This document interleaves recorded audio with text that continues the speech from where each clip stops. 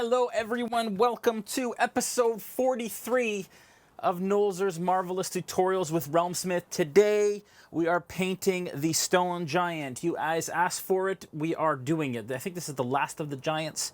I don't think there's any more that we haven't painted yet that they have already released. So very excited to have everyone here. Hello Hulk Reality.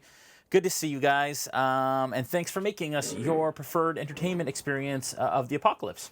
Hope you all are staying safe and at home and painting lots of minis and doing all that you need to do to survive through this. So excited to have everyone here. A couple quick announcements. First off, want to thank our sponsors, of course, Dungeons & Dragons, for having us on their channel. We're also live on the RealmSmith channel. And if you subscribe or you follow, this little potion bottle here should go bling and it should light up. I hope that's working today. If it's not, I can run over maybe and try and figure that out while I'm going through some stuff. But hopefully it does. It'll blink once for a follow and a number of times blue for a subscription. And that's just to let you guys know that we're here. But you have to do that on the RealmSmith TV channel. If you're on the D&D channel, you can go back to that after and support them, of course. I want to thank WizKids, of course, for these incredible miniatures that they send us to paint for you folks. And, of course, Vallejo, our official paid sponsor, for all the incredible paints that they give us on a regular basis for us to showcase and use. They are the best paint out there, and I am very excited and thankful and feel blessed and honored to be able to use them in this fashion. This, like I said, is the WizKids Stone Giant. I don't remember what wave it's from, but it's been around for a while, and I'm very excited to paint her. She is awesome, and I'm super pumped to dig right in. Tomorrow night, Tides of Wildmount, episode 5. I can't believe we're almost halfway through this season already.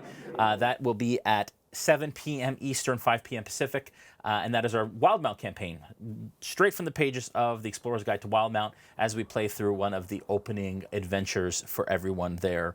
Super excited. We're also want to give a little shout out to Sirenscape. Tonight we're using the Mountain Pass sound set. I actually can't hear it in the studio, so if it gets too loud or too distracting, let me know, but it's a fun sound set. You can check them out at Sirenscape.com. They are the official title sponsor of our Wildmount campaign. As well, on Tuesday, we have Behind the Screen at 8 p.m. Eastern, which is when I go behind the DM screen to tell you guys, give you an inside look as to what we do for the Tides of Wildmount campaign, where we have basically a Q&A session. I'll answer all your questions regarding what we kind of do and how we do it here at RealmSmith. And then beyond that as well, we also have the Players Table hosted by Joel Auger. That is on Thursday at 8 p.m. Eastern. And then, of course, you can catch these VOD on Twitch afterwards on the RealmSmith and the D&D channel, as well as on YouTube on the D&D and RealmSmith channel as well. Let's jump right in, folks, and I'm going to try and get this little thing working because I always forget to initiate it before we go live. Let's see here. 4 tools. Typically, as usual, we use the Stone Giant miniature by WizKids.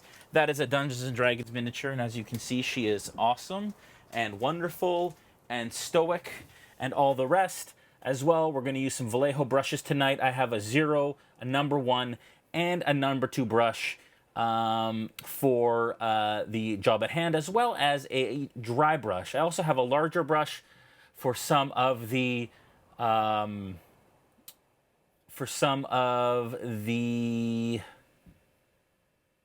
brushing that we might have to do tonight. I also have a larger brush for a lot of the base coating, including the skin, as I try and kill time to try and get this thing working.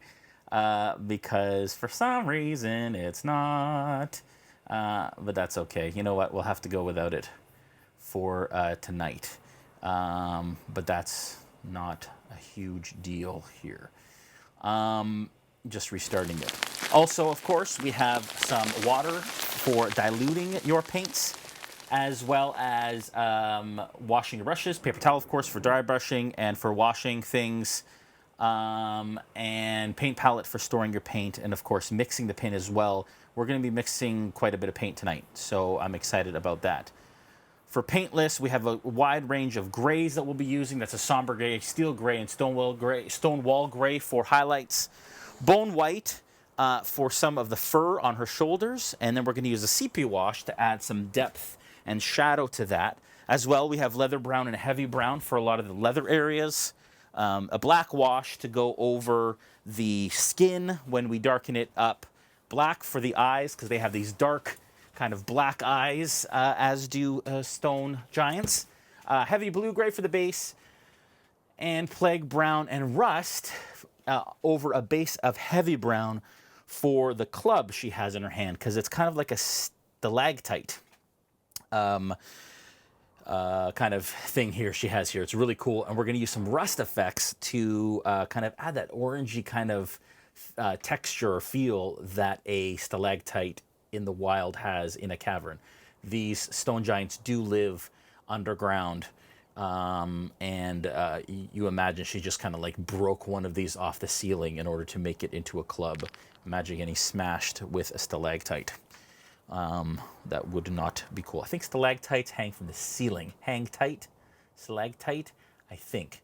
You guys, I always get that wrong. You guys can tell me if that is the truth moving forward. Also, if you have questions, I will be in the chat. I'm watching the questions. Just write question in capital letters before your question, because I just basically scan for that to find when you guys ask a question. And then I try my best to answer them as we kind of chat together here. I got Warped Saint 1 asked already, do you use a wet palette? I do not. I'm actually looking for a wet palette now. I have some people who have shown some interest, so I will grab a wet palette soon to try that out, because I haven't really used one much. Vallejo paint stays wet in the palette a lot longer than some of the other paints in the market, so I've never really needed one before, but I am doing a lot more shading lately. Wet blending, I should say, which we will do a little bit of it tonight. Tonight, it would be very easy to just dry brush your face, especially because it's kind of a stone texture, but I'm not going to do that. I'm going to try kind of a smooth, kind of granite kind of look. And then we're going to do some fun stippling sort of effect as well. Stalagmite come from the ground. Got it. Stalactite, I'm going to say hang tight. That's the way I'm going to remember it. I did get it right this time. Thank you, Pete. I appreciate it. A roof popsicle. Is that the technical term, Pete, from where you come from? I'd love to know. All right, here we go. Starting off, we're going to do the entire skin first, because we're going to spray kind of a texture on it after. I'll show you how to do that. But first, we're going to use somber gray. Somber gray is a darker, kind of bluish gray. I could have gone straight grays and even used like a heavy blue gray on it, but I've decided not to do that today. I've decided actually to forego kind of that approach and go a little darker. I didn't want to go as dark as heavy charcoal. So basically what I'm going to do is, got a bristle on here. Basically what I'm going to do is just going to go through the whole miniature and cover her with all of her skin areas, I should say. Don't worry about getting it over onto the other areas. We're just going to cover her completely in somber gray. And that is going to be our base tone for her skin. I wanted to start a little darker, work my way up to light, and in the kind of the artwork in the monster manual on D&D Beyond, it shows that her skin, their skin is kind of on the darker side of gray, and I kind of love that idea. It's interesting too, stone giants, from doing some of my research before painting, because I love to kind of get into the mind of the creature that I'm painting and kind of understand their surroundings. It helps me to kind of have fun and really enjoy this process. I found out that I've used them. I used them in Storm King's Thunder when I ran that for Sentinels of the Storm. But I found out a lot more about them, which maybe I had forgotten. It's been a while since I've run them. But they are a peaceful, neutral race. They will attack when threatened, and they are dangerous at a CR7. But they're actually quite peaceful and creative and artistic. It says that when they hurl rocks, it's a feat of athleticism, not just of rage and pure kind of might, I guess you could say. They actually, it's like almost like an art form in the way that they throw them. The way that they carve stone is really fun. Another cool little tidbit is that they view the outside world, they call it the world under the sky, like a dream world, and they believe, because they rarely come kind of into our world, except for the outliers, kind of the hunters, gatherers of the tribe. They don't believe that what they do in our world has any bearing on their world. almost like, nothing has any consequences. So they will often be reckless and do things that they don't think will affect anything because they believe it's almost like another parallel kind of dream-like world, which is very kind of interesting. So you can imagine they live really deep underground under the mountains. All right, let's get to some questions here. Do you usually start with skin over clothing?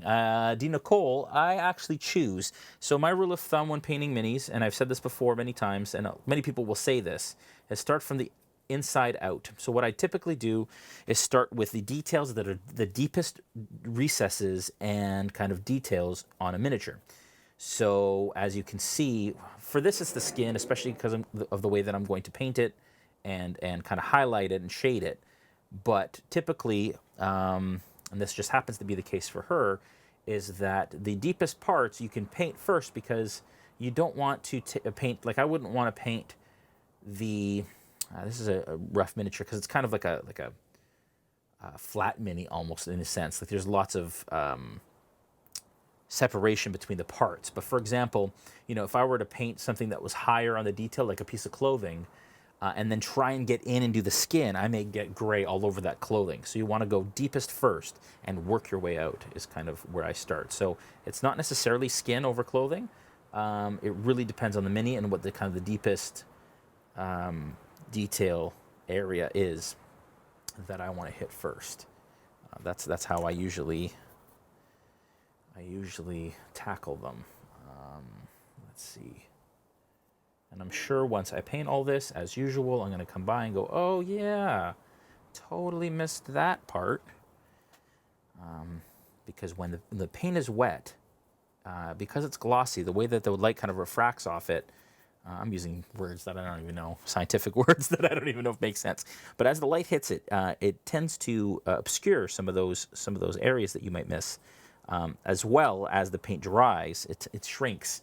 And so then you also notice kind of areas you may have missed that way as well. So just give it a nice solid base coat, and then as it starts to dry, you can kind of come back around the miniature and make sure that we have a nice solid coat. And you can see even the somber gray, which isn't an extra opaque paint, is going on nice and solid. And that's what I want. I want a really good solid base coat as a base for what is coming next. We're going to give it a nice wash after with black wash and then work up that gray again. We're going to have to also come back under kind of her clothing there to do that leather kind of brown hide area, but we can do that no problem as we go here. Oh, wow. D. Nicole just gifted a ton of subs. Thank you so much. Our light isn't working today. I apologize for that, folks. But for some reason lately. Lord Ulrich, one question. Came in late. Is that heavy blue-gray? No, this is somber gray. This is just a color with, it's one of my favorite gray colors. It's kind of a bluish, a dark bluish gray, which is a really wonderful color in the line. It's this deep kind of blue-gray. It's not heavy blue-gray, but it is definitely on the blue side, and I wanted that kind of dark kind of approach to it at first. Heavy blue-gray was just a little too light, which is what I usually use for like stone base.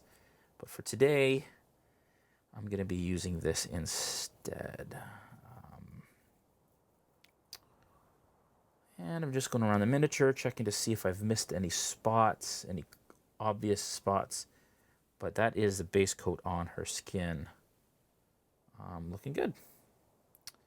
And again, I'm not afraid to get gray on some of the adjoining areas because you don't want to have a line of primer in between those spots. It's just a bad look. So that helps to make sure, but you can see how awesome kind of that tone on her is. Love stone giants, they look so cool. Do you prefer dry brushing or hand layering? Noah's Minis asked that. Noah's Minis, I actually prefer, depends on the application. So in this case, I'm not going to be dry brushing because her skin is very, very smooth. And so I'm going to kind of for like a granite kind of approach, very smooth sort of look. So for that, I'm actually going to work up the highlights through kind of hand layering or kind of a wet blending sort of approach. Or it's not really wet blending, but because I'm not mixing wet paint into wet paint, but kind of a layered blending approach, which I'll explain as I go here. But for her, but yes, for like the fur, I'll do a dry brush on it. And maybe even for the leather, I'll also do a dry brush because there's lots of texture. I typically keep dry brushing for things with a lot of texture. Fur, kind of a rocky texture is good usually for that, but for her skin, I'm not going to do that. That is pretty much dry. Dry nice and quickly. I'm just going to wait a couple more minutes just to let it kind of settle in, and then I'm going to give it a black wash. It's going to darken it even more, and then we're going to bring the highlights up through that. I do not want to start on any other colors just yet because we are going to do a really cool technique a little later to make her skin have a look of stone, which I'm excited to kind of try here. That'll be a lot of fun. Okay, so we're just going to put her down just for a second, look and see if I've missed any questions. Corey C. Lund, I see a question here. I happen to catch it. Corey, if you have any questions in the future, just write question first so I can see what it is. Don't want to miss them. What would you recommend for removing paint from a pre-painted plastic miniature? I've heard simple green is what people use. I've never had to do it, but simple green, you can dip it and then it'll dissolve the paint is my understanding. Somebody in there can also say that. Oh, and then you did it again. Thank you, Corey, for then putting question on it after. That's awesome. The hype train is incoming. I keep seeing this hype train thing. I don't know what that means, but it sounds important. A question. You stream this more than one place. I hear you get questions, but I can't see those. Dungeon Tomb. Oh, yeah. So we're streaming currently on twitch.tv/RealmSmith and twitch.tv/D&D. Those are two channels we're currently streaming on. One is ours. One is, of course, Dungeons & Dragons, wonderful channel. And you can watch on both and enjoy that. And I can see that Jack already did that, so that's awesome. Level 3 hype train. No idea what that means. It sounds awesome. Thank you for the hype. I should probably know more. Going down here. Warped Saint says, maybe when this is all done, you can put a side-by-side of all the giants you've done so far. That's a great idea. That's a lot of fun. I will. Maybe I'll post a photo on our Instagram of all the giants with her completely done, because that would be the final of the bunch. Because there's lots. And if you check out our Instagram, most of the giants are in there. The hill giant, I think, I don't know if I took a picture of the hill giant when we did it a few weeks ago. Fire giant's up there, I think. Maybe not. Okay, I'll do it. I'll definitely do it. Kyburn says, I've been using a lot of somber gray lately and steel blue. Well, steel gray is definitely here. I think you mean steel gray. That is what we're going to be using for one of the highlights, which I'm excited about. Question from Gary Diamonds. Is this stone giant going to be involved in Wildmount? Good question, Gary. We'll see. I tend to like to paint, I've mentioned this before, minis that I will be using on kind of future episodes. It motivates me to keep painting and kind of gives me a personal kind of attachment to it. And there's a good possibility maybe that if they end up in the mountains or somewhere where a stone giant might be, that she just might appear. What do you think? All right, I think she's dry enough, and I can see, it's amazing that when I go back, I can already see that there are areas, little areas that I missed. But that's okay, because I'm not too worried about it, because once I've done the black wash, that will forgive me of a lot of those sort of small little thin areas. And now black wash, for those of you that don't know and are new to painting, black washes offer depth and shadow on a miniature. Basically, they're used to, I haven't said this in a while, but it's talent in a bottle. It's quite magical when this happens. So you can see, we have the face here. We're just going to paint that over, and you can see immediately how that wash goes into the recesses and adds shadow into all that detail. And washes really start to make the miniature come to life and accentuate a lot of the detail in the recesses, as you can see, as it does here. Pretty cool. Once that dries, obviously it's going to dry matte, as washes do. They do not dry glossy as they appear now. And then once it's dry, we'll start to work up some of those other highlights. I'm doing an all over wash. Sometimes you just want to kind of focus on that's a little too thick. Gonna just dilute that a little bit with some water. Sometimes you'll do like a spot wash in the recesses. A lot of people like to do that rather than an all over wash. For me, an all over wash makes sense because I'm going to be layering on all of the highlights. So I'm not too worried about it looking kind of mottled. It tends to kind of go spotty, a wash does, on the surface. So by layering afterwards, you kind of cover a lot of that up. And she's kind of made of stone, so it's okay that it kind of looks uneven. But you can see what that's doing there. And see, we're going to work out all of this stuff up here, but it's the cheekbone, for example, and where the nose touches the face that you've added now a shadow in there, and it's bringing out that wonderful, wonderful texture. These models are so beautiful, and what a joy to paint. And of course, as usually one person per kind of episode asks, the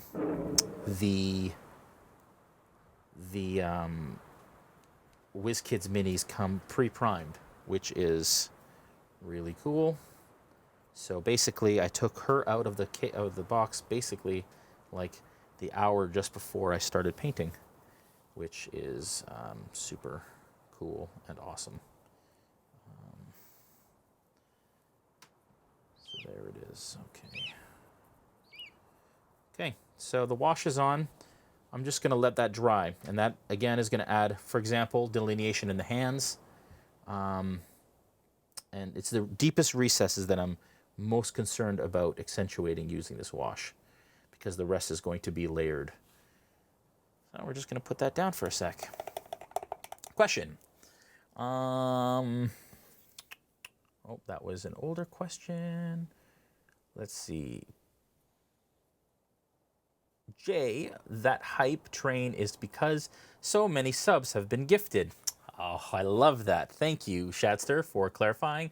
And thank you for those that gifted all those subs. Gary Diamond gifted some subs. Man, you guys are awesome. Thank you so much. That really, really helps us do what we do. I know it doesn't seem like a lot, but the reason we can do what we do is because of all the subs and the love that you guys give us. So we really appreciate that. Hype train, if completed, unlocks certain motes of that level. Oh, that's cool. Good to know.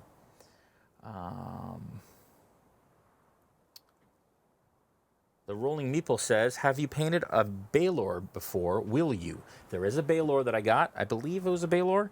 Maybe I'll paint that next week. I will see. But you can see, too, the washes don't work as good on things that are smooth. So you can see even her leg here. It'll do the job, and I knew kind of I would get this effect from it. I'm more concerned about the fingers and such. But you will get kind of this, like I said, mottled or muddled kind of a look. But even in the kind of collarbone area, the cheeks, that's what I'm most thankful for kind of the wash to do here. The old school way, because I don't even know if I have my trusty, I do have my trusty fan here. Look at that. It's a little loud. It's gotten loud over time. But I think this will help to kind of, the washes always take a longer time to dry, so this is one method. The other method is just to wait. Go get a snack, stretch your legs a little bit. But when we're on stream, we're trying to get her done. This is a good way to do it. So yeah, I have not painted a Baylor before, and Rolling Meeple is the one that won a dice spinner. Watching last episode, we'll probably give away another one tomorrow night, so keep an eye out for those Mythroll dice spinner giveaways. Pretty awesome. Okay, so I'm just going to put her down like this and do that while I answer some more questions. The Dungeon Tomb says, I'm new here, but I just backed a Kickstarter where I get 201 miniatures, so I need to learn some tips and tricks. Been many years since I painted any miniatures.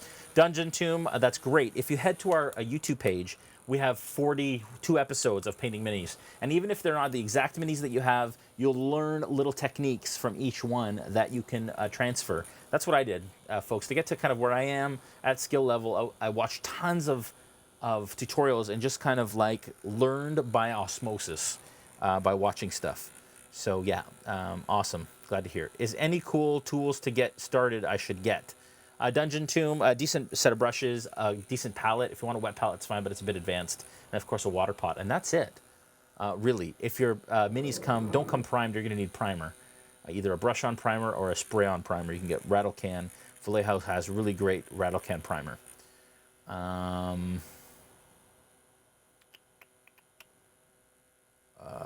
Question from Corgi88. And I received a level 2 hype train emote. Awesome. This is great. Good evening, Jason. How are you? I'm the Ramirez guy, and you'll be glad to hear that I won't be pestering you any longer since I finally painted it using the one you showed us last week as a model. Thank you so much. You're so welcome, Corgi. You are no longer you are now Corgic88 and not the Ramirez guy. But I do want to see that Ramirez, so please post it and tag us in it, or post it on our Discord. As I know, Shadster, our wonderful moderator, and Prometheus Bound will be posting them in the chat. So you'll get all those links, guys. Make sure that you check all that wonderful stuff out as you watch here. Do you need to wash the WizKids models with soap before painting? I do not, Noah. I just paint them right away. And if you do that, you might even take the primer off. So I would suggest not doing that because there is no release agent or anything. It's just primer on there. Sometimes the paint doesn't adhere to the primer as well, just because it's been in the package a long time or whatever. But it's minimal. It's a minimal issue compared to having a pre-painted mini and the time that it takes to have to go outside and prime it and all that stuff. Okay, so that is enough. I'm going to go ahead now back to somber gray, and I am going to bring back some of that gray outside of the recesses. Opening up a new number 2 brush here from Vallejo, and I'm going to bring back that somber gray, dilute it a little bit because I don't want it to be super thick now. I'm not doing a base coat, and I'm just going to go around and kind of hit all of the higher areas again to bring it back to kind of that point. For example, in the face, what I'm going to do is I'm going to hit the brows, but I'm going to keep the crease above the brow where the wash kind of darkened things open. And you can see that we're starting to bring out those facial features like that. I'm going to hit the cheek like so. The bridge of the whole nose. So we're not doing this is kind of a mid-tone highlight at this point. It's not a edge highlight or anything like that. We're basically doing all the mid-tone stuff. I don't want to get inside the mouth, but I do want to get all of the chin and up the side of the face here. And basically what we're doing is we're just bringing back those mid-tones. And the somber gray looks kind of quite a bit lighter than the undersurface, but that is also because it's wet. It will darken as it dries, as most paint does. There.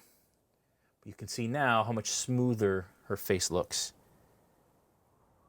as I'm adding this somber gray back. I'm not adding it everywhere. I'm making sure that I'm not undoing all of that wonderful wash that we did.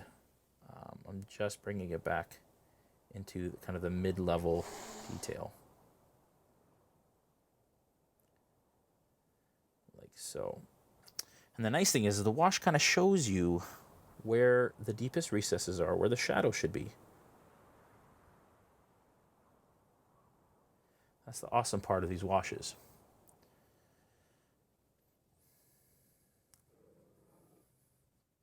Of course, the top of the head would be light, as the light for this mini, I'm focusing it as if it's coming from above.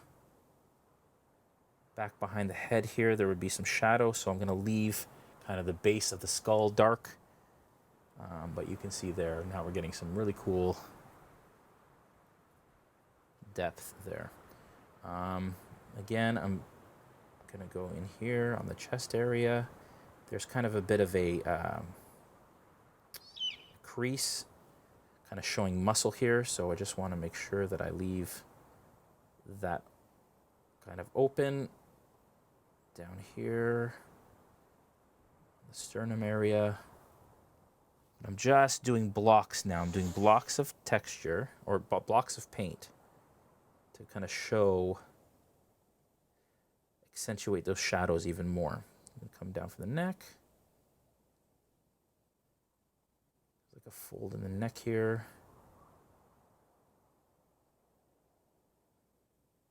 Like that. You can already see how the detail is coming out. And you can also see how that, again, that mottled kind of issue that we get from washes, and any wash from any company I've ever used does the same thing. That goes away because it's no longer kind of sitting on that area here. Here we go.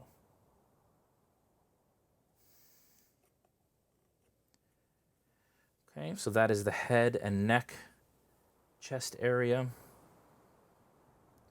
Close that up a bit there. I'm also going to come in here on the side, pick out kind of those big muscle groups. That's what I'm doing, is I'm basically focusing on muscle groups.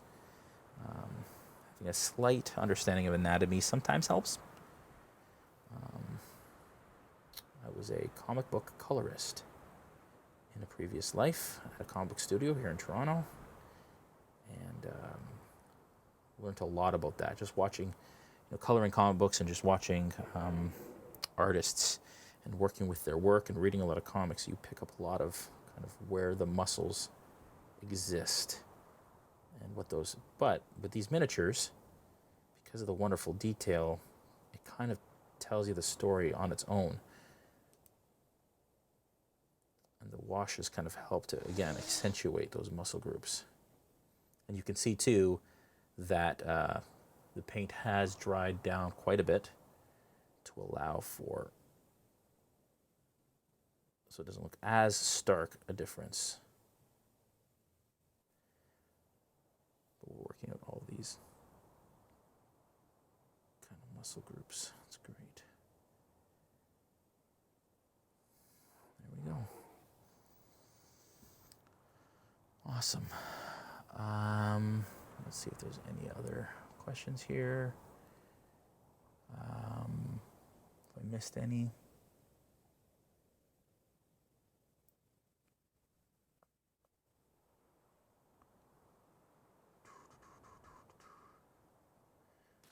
Here, Dan says he loves everything else. Thank you so much. I really appreciate all of the support that you guys give us on a regular basis. Question: how would or did you utilize this creature in this current campaign? Patron says, I have not yet. I used stone giants as part of my Sentinels of the Storm campaign, which you can find some of the episodes or a lot of the episodes on YouTube or on Facebook. And you can find out there how we use those. Yeah.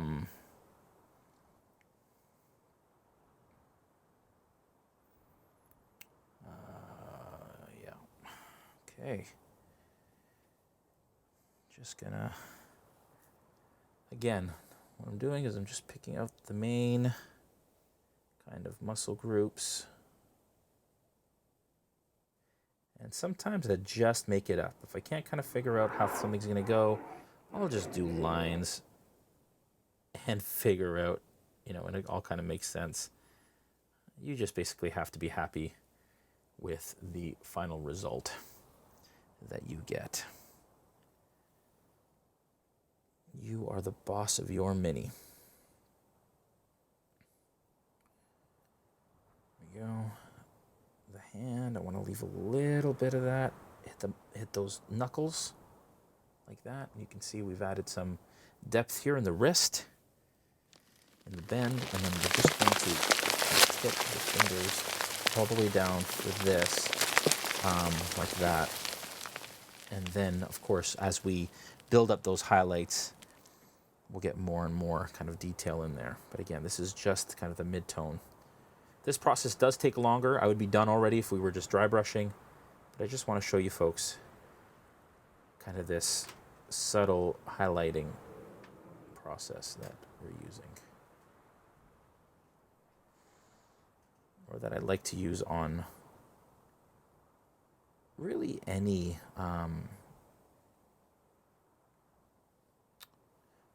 kind of smooth surface, or more specifically any smooth skin.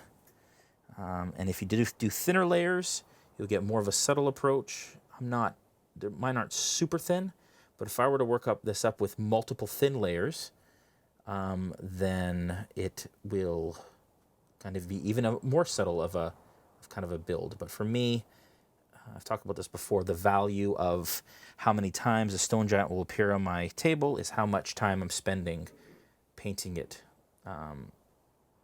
here. And then just basically the main purpose of this show is to show everyone out there that painting isn't daunting, it's not difficult, and that with minimal effort and time, you can get a pretty good result. Not winning any awards with this mini, but it is, tabletop ready, and better than putting a unprimed miniature on the table. Sorry, unpainted miniature, just primed. Yeah. Okay, so arms and chest, head are done. This is a little too much here, so I'm just going to close that in a bit. I don't like how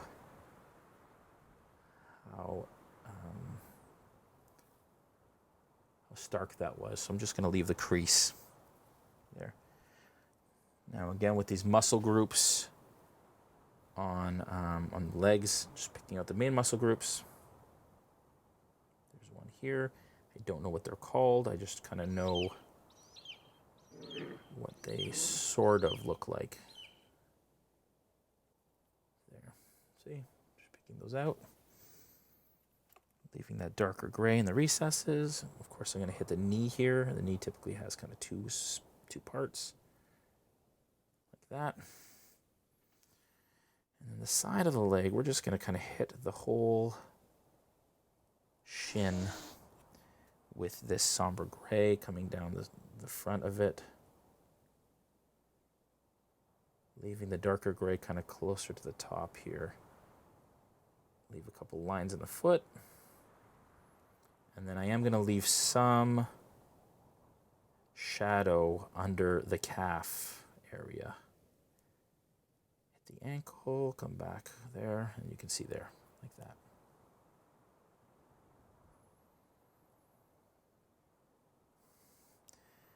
And when you first put it on, it's going to look fairly stark, but you don't have to worry about it because, again, this paint will darken as it dries. So I'm not too worried about it. Cross the toes.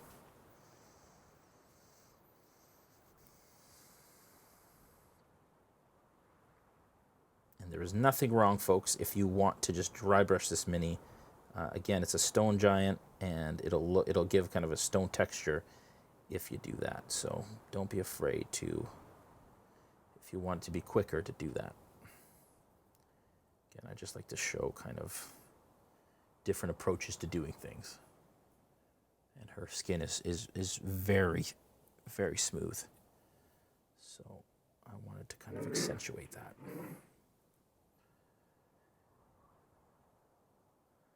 I'm also leaving that darker gray in the recesses as it connects to kind of like her clothing, just to give some delineation in those parts and show kind of shadow there. Like that.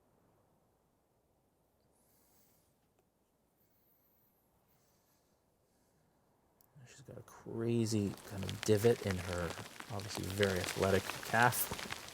So we're just going to leave that there. Kind of a bit of a ripple. There's a line that comes up from her ankle. And then a line down the back of the leg here.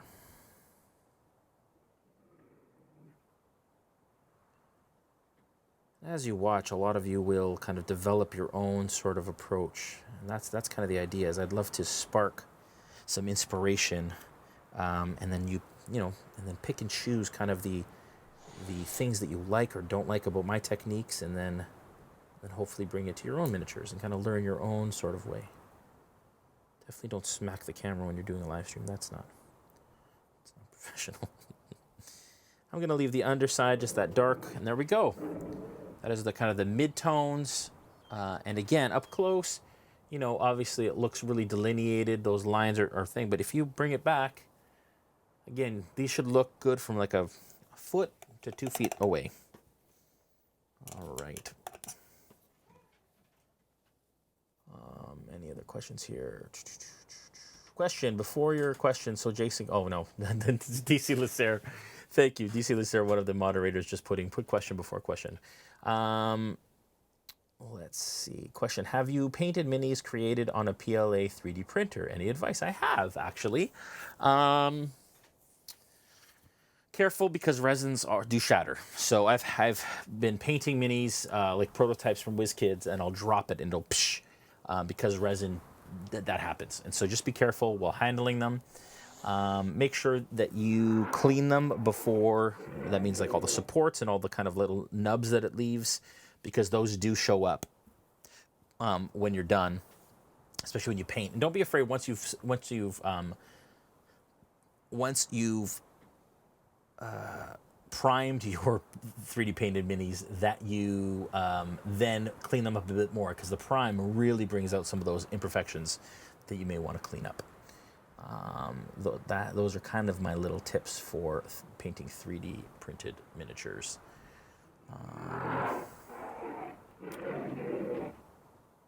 Don't think I have. If I miss any questions and I don't answer a question, just ask it a little later down the road here. The Dungeon Tomb says, do you use magnifying glass when you paint all small details? I do not. I use my natural eye, because from my perspective, if I need a magnifying glass to paint a detail, it's a detail that isn't even going to be seen anyways by the naked eye at the table. So for me, unless I had bad eyesight or something like that, I don't see the need to do that. I'm going to use steel gray, folks. This is when we start to mix a little bit. I'm going to take steel gray. It's a bluish gray.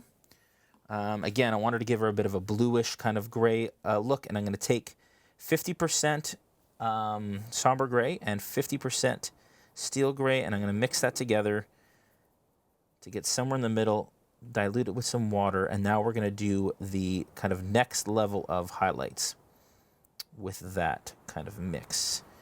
And I'm trying to go for a more subtle kind of look. Now, what we're going to do here is we're going to take kind of, again, imagining the lights coming from above, we're going to do major muscle groups, but smaller areas. So now we're starting to, like for here, I would only do just at the top there.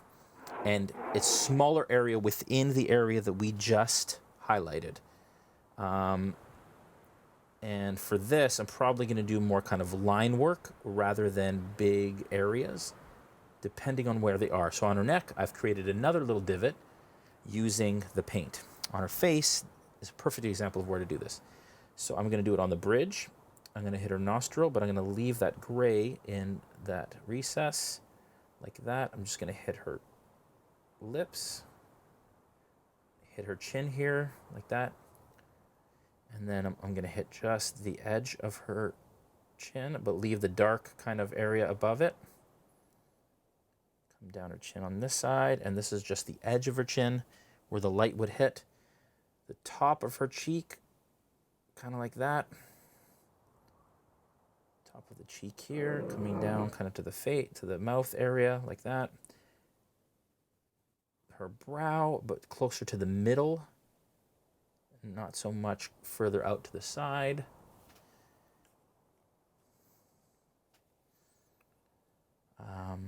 Edge of the ear there, just to give it a bit more. Okay. And then I'm going to start on her head, kind of the bridge. I'm going to paint her entire top of her head because of the kind of the light and the way it would hit. I go down that way, and then I'm just going to work it down to a point where I'm kind of happy with it. There's a bit of a kind of divot on the side, I'm going to leave that the way it is. I'm going to hit the back of her head, but that's probably as far as I'm going to go there, and just leave that darker color kind of moving down the head there. And that's what I'm going to continue to do around the entirety of the stone giant, just kind of coming down smaller areas within the areas that we've already painted, staying out of the recesses, and then just adding that kind of second level of highlight. For her arms, this is when I start to separate some of those ripples in her arms like that. You can see what I did there. And that's going to give kind of that muscle tone.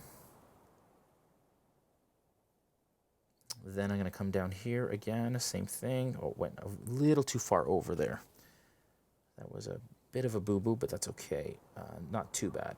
But again, just going to focus on the very center of these muscle groups. Like that. Went over a little too much, but that's okay. There's kind of a muscle that kind of wraps around this way. But this is when I'm delineating them almost like the muscle strands. One down the center like this. Come around like this. You can also see, in order to get kind of like a steady, straight line, what I'm doing is I am focusing, I'm bracing my painting hand that's holding the brush onto my other hand or onto the miniature to make sure that I have kind of a stable base to paint from. Here I'm going to actually start to delineate the different knuckles, the side of her hand, like that. And this is becoming a bit of a clinic kind of on highlighting, but it's going to take the most time of what we're doing on her here. Let's do her other arm, just while we're doing arms. Again, smaller areas within these, focusing kind of the middle of her bicep, like that. I'm going to put a highlight down here. You can see too that I'm still using my number 2 brush. It's a big brush for this, but I can still get a really good point on it, even at this size.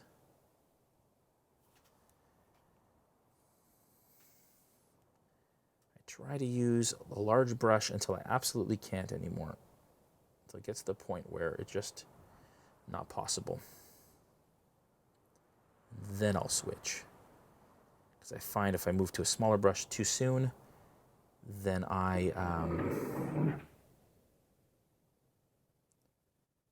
then it takes me way long to paint a miniature.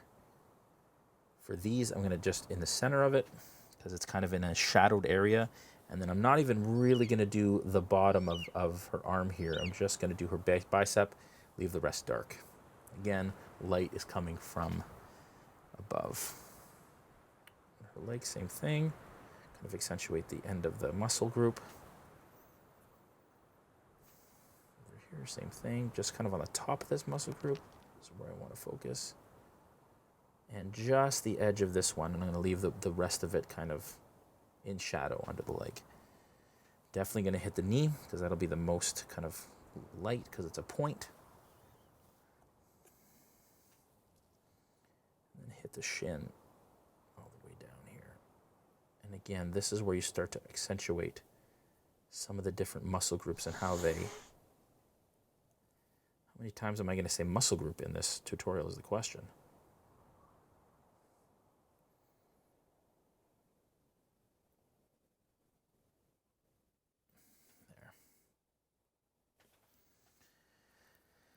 There. And a lot of this I'm just making up when it comes to the muscles. Just what I think looks cool,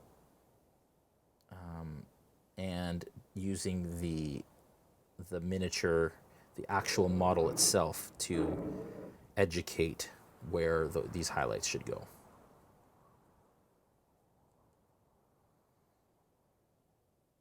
Like that.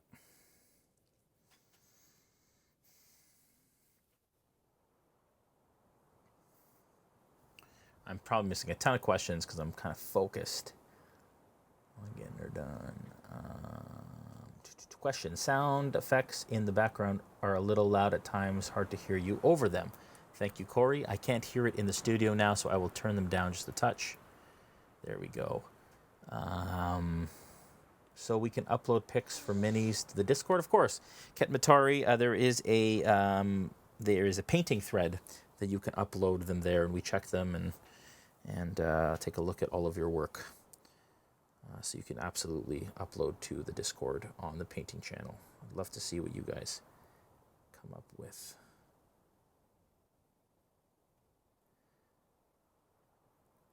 There we go.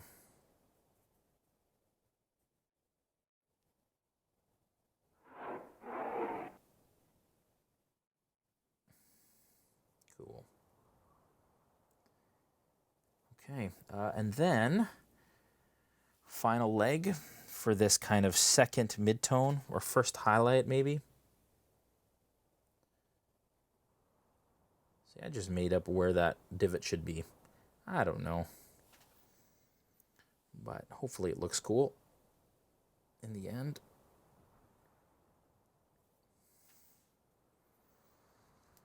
That's the beauty of painting a miniature rather than kind of just like a regular painting. You don't actually have to make up where these highlights go. The mini tells you that story.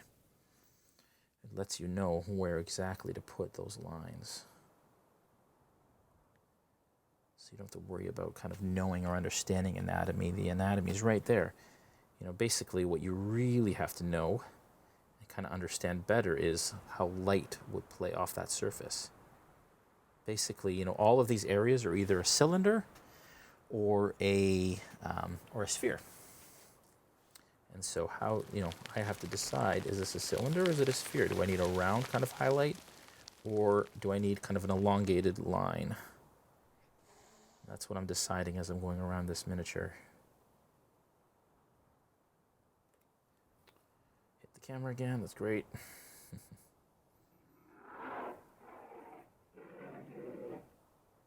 There. Just like that. There we go. All right.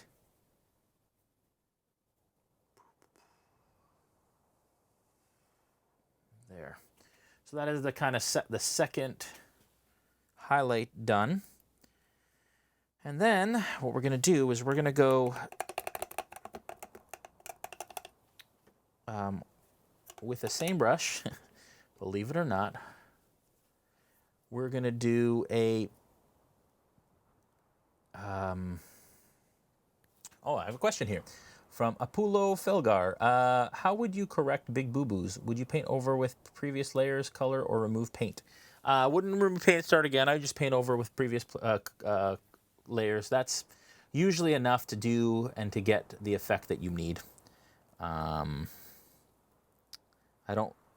very, very rarely, if ever, remove paint.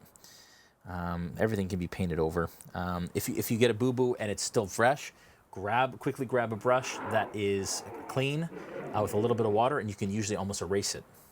So I'm going to go straight steel gray now, and this is just going to hit all of kind of the highest kind of detail areas that would have the kind of the lightest area.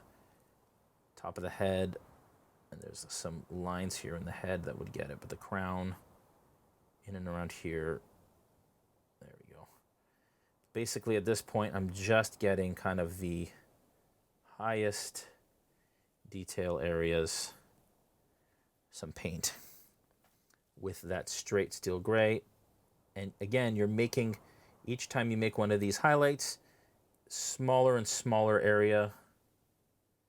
Still using the number 2, even though at this point I could probably move to a number 1, although I have a 0 as my next smallest, so I'm just going to wait on that. But continuing to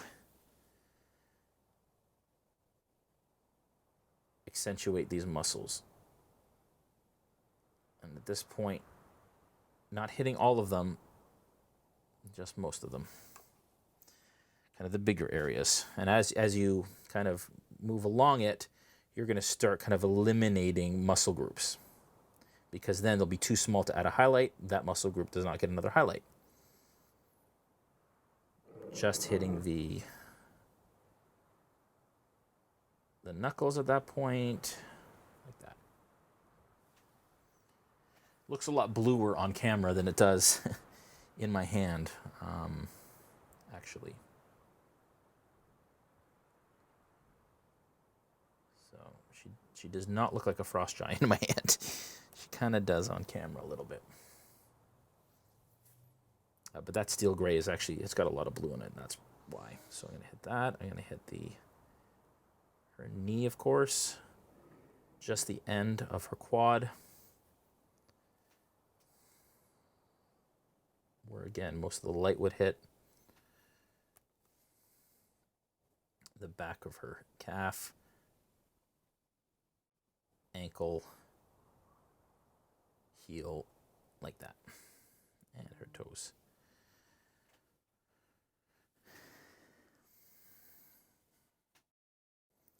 Like I said, this is a more time-consuming process, but people have been asking me about this kind of approach, and I wanted to make sure that I cover it at some point.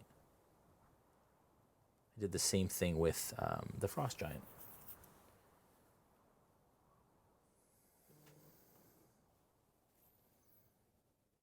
People chatting in the Discord, very cool. That's what all those buzzes are.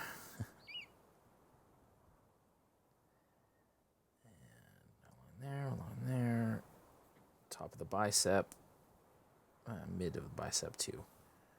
Okay. There. I'm pretty happy with the way that that's looking. I don't know if I want to do too much more from a highlight perspective. I might now, at this point, I'm going to shift over to Stonewall Gray. Now this is quite a different color, but this will bring some of that earthy back. I'm going to mix 50-50 Stonewall and Steel, and that we're going to use as kind of maybe a final highlight. I'm not sure. Really depends on how it goes on, but I'm mixing some Steel Gray into this to get a lighter kind of gray-blue. I am going to switch now to my 0, because this will be smaller areas. We'll see how it comes on. So basically I'm just going to hit, that's a bit too bright, a bit too light, not subtle enough. So I'm just going to go back, mix in some of that blue-gray, come back in, or steel gray I should say. At this point I'm just hitting the highest areas. This is the chin, the cheeks, bridge of the nose, bottom lip, top of the head, and kind of the crown that comes down, and then around the side as well, like that. I'm just working down some of these highlights now. There, the back, around the back of the crown there too. There.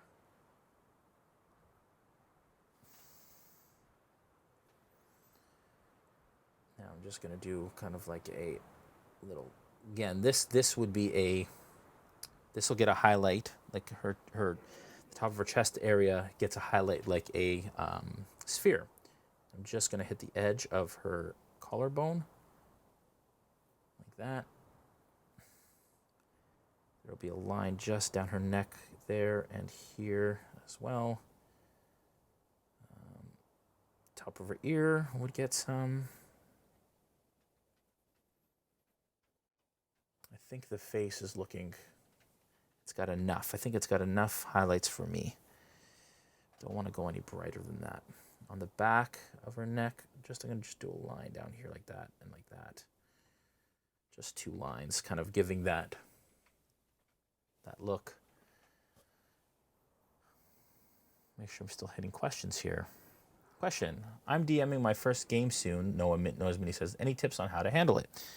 Great question. And I get this question often. My biggest tip to any DM just starting out, and I've talked about this a couple times in the last couple weeks, and that is your players can only follow the leads you give them. So Don't worry, even if you're doing a pre-published campaign, or a published campaign where you're following something that's already been kind of written, just don't overwhelm yourself. Don't worry about setting up a whole world. Just provide what you need for your players and allow that to build depending on the decisions that they make moving forward. Don't overwhelm yourself by feeling like you have to have everything figured out, because you don't. Lord knows I don't going into every session. So just prepare what you need to prepare. And again, remember that they can only follow the leads you give them. And that will kind of educate your decisions on what you prepare and what you give them as you kind of move forward through the world with them. That's my biggest. Because, I mean, if I were to really prepare as much as I wanted to, I'd be preparing all week for each session. But I don't have that time, and I don't think a lot of people have that time. So, again, just prepare what you need. And then be prepared also that, it's all going to go to heck. That the chances are, there's a good chance that they're not going to do what you want them to do. So whatever you feel you need to kind of be able to improvise as well, be prepared to improvise. It's really hard to kind of judge what your players will want to do and kind of how they'll walk through your world and what that will mean. So don't be afraid to improvise. Don't be afraid to go off book. I mean, the other big thing for me is I am not an old school DM. I am of the new school of thought, which is, my job as a DM is to create an incredible experience and fun for my players. I'm not here to kill my players.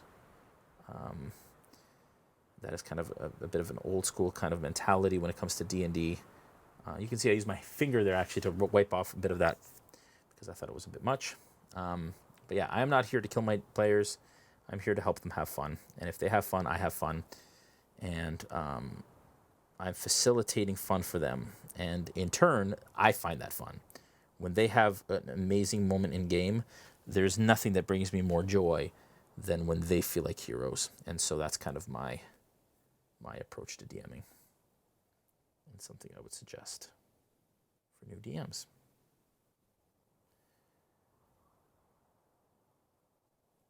Okay, so that is probably as high a highlight as we're going to go on this because we have an hour left to do the rest of the miniature, but that was a lot. So she is quite, like I said, she looks quite blue, but once we start to add some of those other colors, I think that will come down a bit. But I don't mind it either. I kind of like the deep kind of gray look that she has. I may give more highlights based on, sometimes I'll wait. So sometimes I'll stop here and then I'll wait until I add all the other colors because right now she's looking pretty dark compared to the primer. As soon as you fill this in brown, this is going to pop and be brighter. So I don't want to go too far. The one thing I am going to do, which I wanted to do before I painted the rest, is I'm going to take kind of one of my beat up dry brushes, and I am going to take somber gray, a little bit of fresh somber gray here, because I want it to be wet. And this is a bit messy, so I'm going to add some water to it, dilute it a bit, and I'm going to, now it might be hard to see this, but I'm going to do it on top of a paper towel, but I am going to flick, using my brush, flick some of this somber gray back onto my miniature. What that's going to do is it's going to give her little dots on her skin to make it almost look like kind of stone texture on here.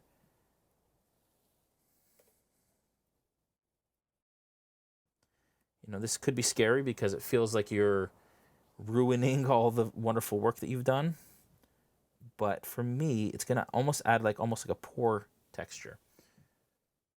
And it's very subtle, but I think that it really brings out or just makes it more interesting for me.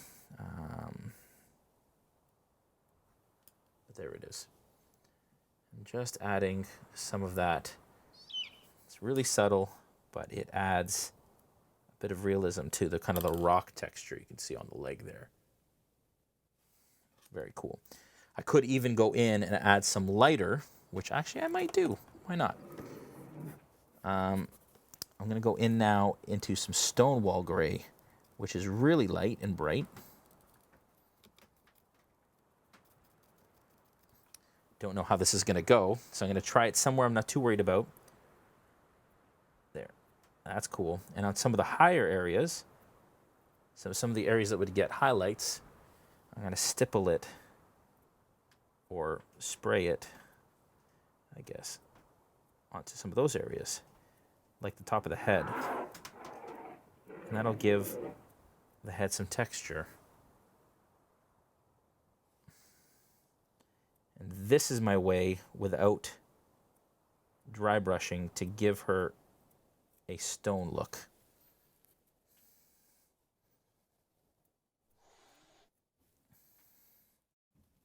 It's kind of my technique to make it look a bit more like she's made of stone. Oh, too much. See what I did there? Ah! Just get the thing, wipe it off. There it goes. Again, too much. Yeah, it's too wet. If the paint gets too wet, then it transfers way too much on there. There we go.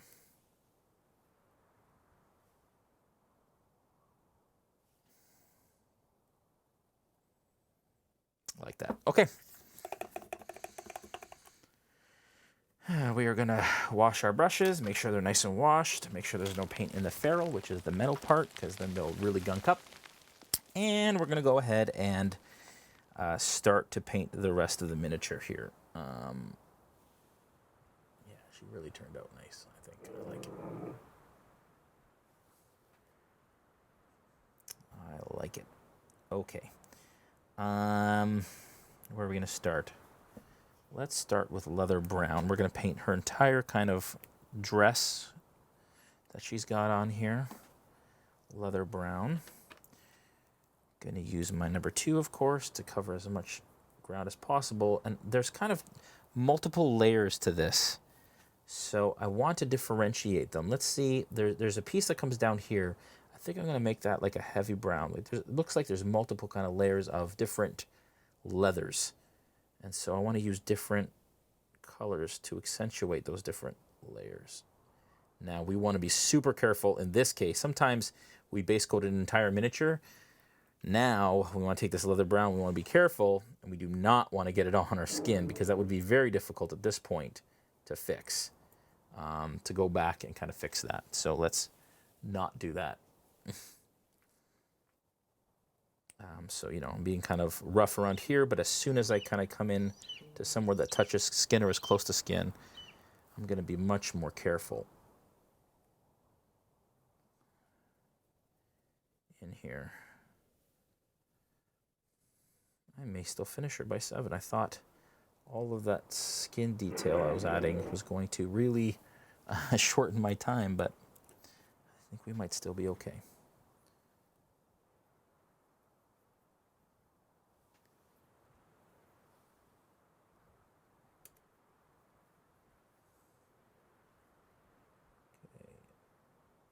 Again, getting nice and close, but you don't want to go onto the skin area. Diluting my paint just slightly, as I always do. Let me take a look here and see what we're doing for questions here. Question: Hey Jason, this is Warped Saint 1. Can you turn down the fire effect on Sirenscape? It's a bit loud and it cuts you out every once in a while. There's a fire effect? I thought there, I can turn it down some more. And I didn't think there was, I think there's like falling pebbles, tumbling pebbles. So we're going to bring that down. Dire bears, we'll bring that down a little bit. I think that's it. I think it's the falling pebbles that you guys are hearing. That is really loud. How do you paint the eyes on a certain mini? I sometimes may have to do several times. Trobe says, yeah, so I do sometimes go in, come out, go in, come out. But yeah, I mean, for the most part, coming in from the side. You'll see I'll do these eyes, and you'll kind of get an idea of how that works. Got any advice on painting over pre-existing pre-painted mini paint? I'm trying to make a Bahamut more the platinum dragon and less the blue one. Yeah, so great question. I would just, if you're going to paint the whole thing, I'd say just prime it. So just spray primer on it, like a Vallejo gray or black primer, and then just paint over it like you would a non-painted mini. That would be my suggestion, because matching colors is going to be difficult unless you want to get in and kind of try and color match, which, again, can be hard. So if you want to paint over, just prime it again, I would say, and start from scratch as if it was a non-painted miniature. That's what I would suggest. If you want to strip it, you can. If you feel like the paint that exists on it is kind of clogging the detail, then maybe you want to use simple green on it and strip it, but I don't know if that's necessary.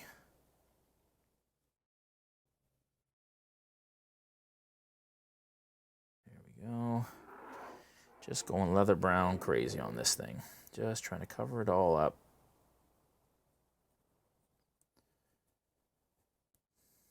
Like so. You can see already it's kind of changing the look already of that gray.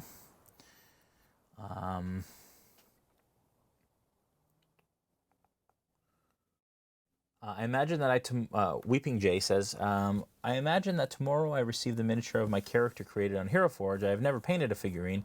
I have no equipment. Is there a place where I can find the list of what I would need? A theoretical beginner's kit.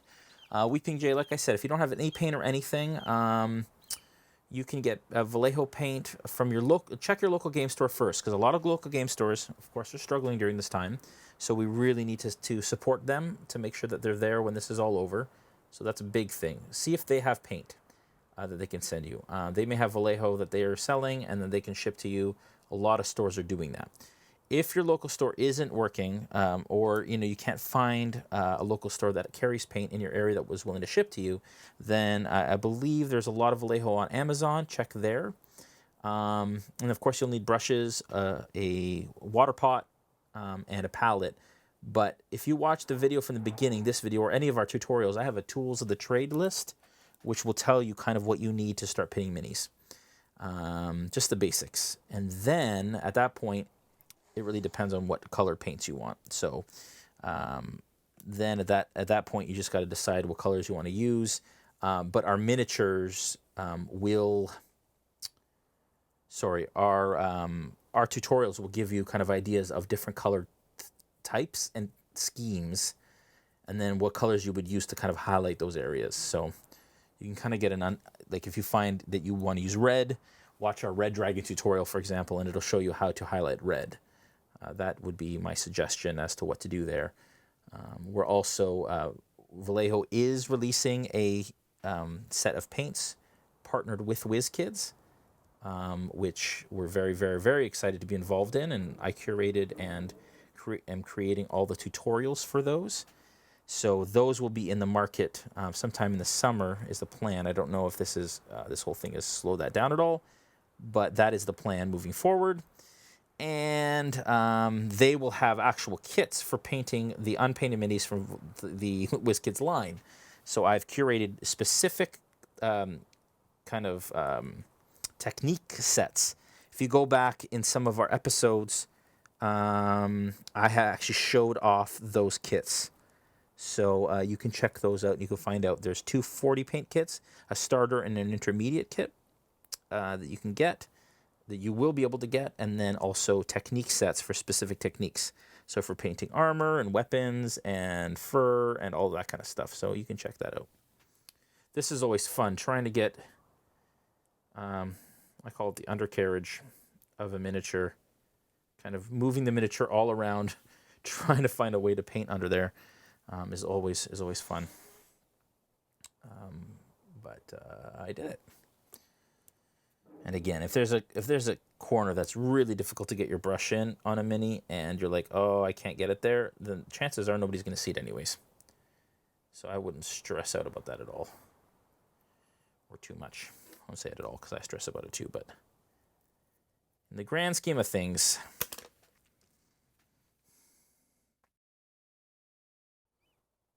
doesn't really matter. Okay. I'm close to done this. Her clothing here, just base coating it all as we go. Now I'm going to take the easy approach on her clothing. I wanted to really give her skin kind of a solid look, but I'm not so worried about her clothing. I am being careful around her skin, though. Again, making sure I don't wreck all of that work I just did to get her skin to where I wanted it to be.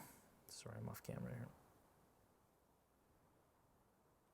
And just remember to leave the dark areas in the recesses, especially between the different areas.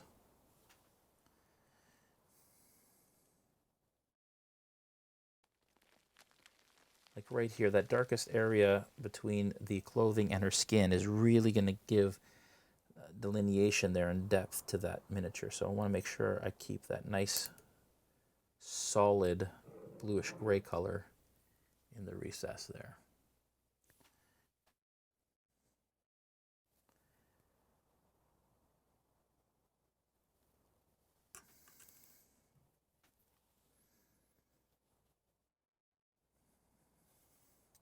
Going to get into turbo mode soon here, folks, to finish her up.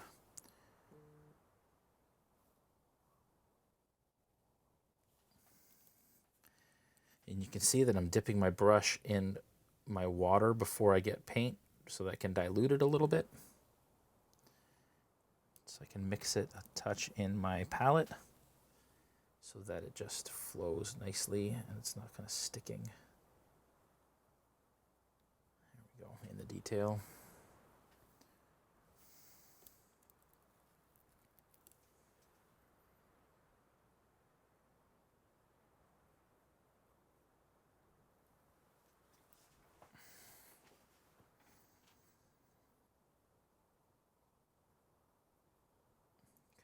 And then into here, and that is, I think, it for the upper body part of all of the clothing.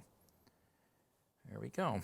It's a nice solid base coat. I'm going to let that dry, and then once that's dry, I'm going to give it a wash with sepia wash. Again, my favorite wash, as you guys know. But while that's drying, I'm going to go ahead and grab Heavy Brown, which is an extra opaque paint. The extra opaque paints go on in one coat.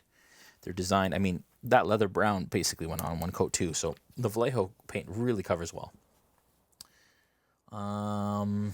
Do you use Zenithal highlight? Zenithal highlighting. I don't.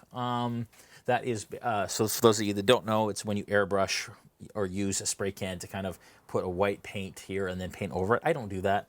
I'm old school in the way that I paint. I know it works really great for some people, but that's not something that I have a lot of. That's not something I have a lot of experience with or really want to get into at this point. I might try it if I start to airbrush more, but as it stands right now, I only airbrush in certain circumstances when I absolutely feel that I need to for a given kind of technique. So right now, not too worried about that. I'm just using Heavy Brown to base coat all of the fur on her shoulders here. Just making sure to kind of jab it into all the recesses. It's very close to the leather brown color, but once we add highlights and stuff, it'll be quite separate.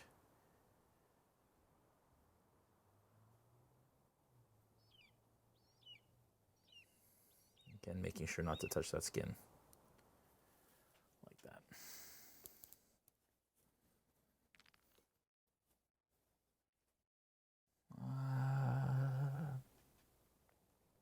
How do you load the brush properly when dry brushing to not leave too much paint on the Mini? Too often I get too much paint on the Mini despite brushing it repeatedly on a paper towel first. So the rule of thumb for dry brushing, and you kind of, as you get more experience, will know how much paint you want on that brush to get the effect that you want. But for me, basically until paint starts to and basically until it appears that it's not even coming off the brush. So we are wiping a lot of it off. You can always add paint. It's hard to take away. So when dry brushing, the more subtle it is, the better it's going to look in the end. And so you're basically wiping paint off that brush on your paper towel until it appears like it's not even almost transferring or hardly transferring at all. So you're probably just not wiping enough paint off that brush in the first place. And you'll get an idea of how much you should be wiping as you kind of get experience doing it.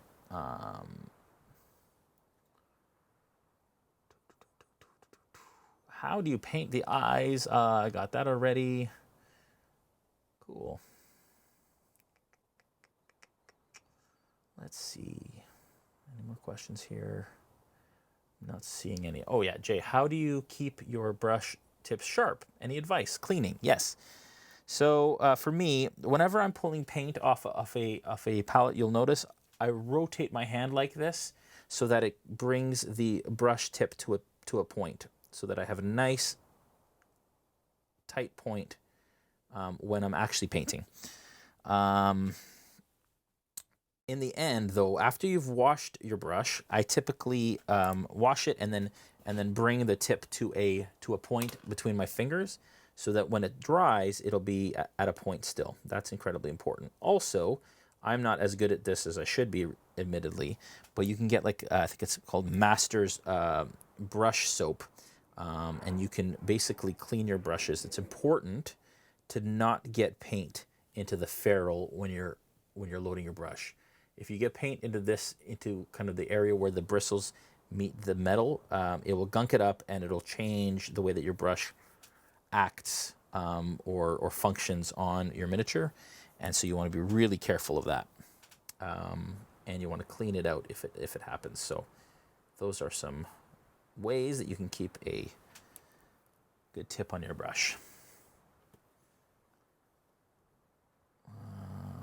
Just trying to get, do you think this rock monster is calcium silica deficient? Good question, Patron. Do you prefer Vallejo game color or Vallejo model color?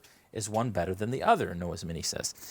Game color is what I use on all the shows. I have used model color, but I don't a lot. The reason is model color is meant for and was designed for historical miniature gaming, tabletop gaming. So World War II minis, things like that. The color range is much more real world and less fantastical than the game color range. Game color range is kind of their fantasy line, which is kind of designed to be more, provide some of those more fantastical colors for painting things like D&D minis or wargaming minis or anything like that. So I would absolutely suggest, if you're interested in Vallejo, to go for the game color line if you're doing tabletop RPG like D&D minis like these.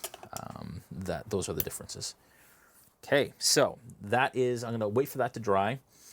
I'm also going to base coat the club. I think I'm going to use my big brush for that because we are running short on time, and I am going to be using my heavy brown still, again, same as I used for the fur. Being careful here not to get it on the skin. I'm going to paint right down as far as I can with this brush. It's a huge brush. It just gets the job done quicker.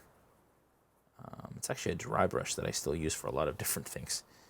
But that is how I'm going to, there, look at that. In no time did I finish the top of that.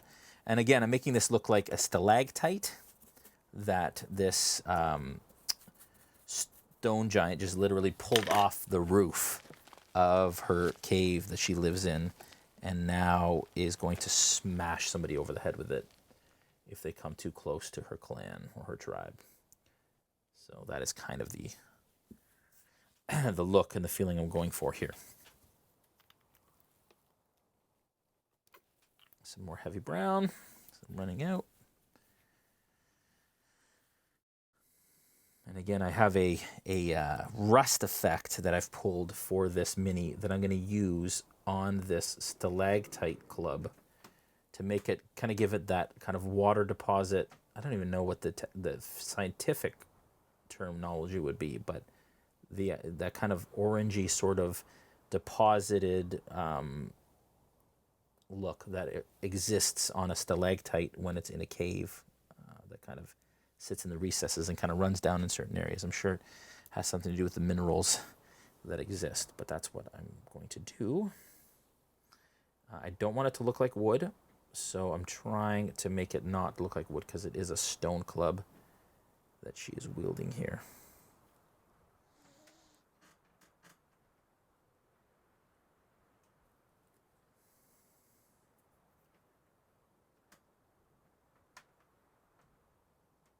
There we go. Just let that sit for a second. Okay, now the leather brown is dry. I'm going to give it a wash with sepia shade, which is my favorite wash, again, to add some shadow to her garments. I'm going to use kind of my larger, older dry brush to do this just because it will cover more. But you can see immediately when I place that onto the miniature, all of a sudden it kind of comes to life and those folds start to come through. And it starts to look like old, aged leather. I do not want to get this on the skin if I can help it.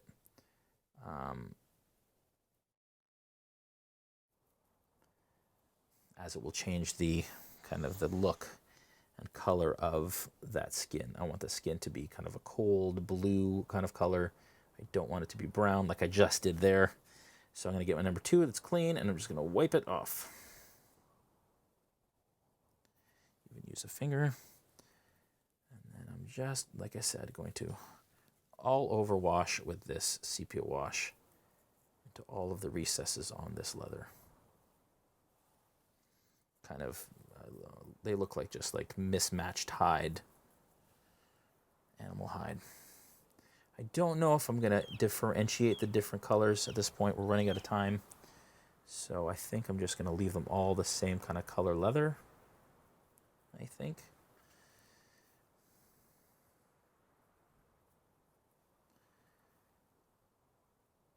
And then I'm probably just going to use a dry brush here, folks.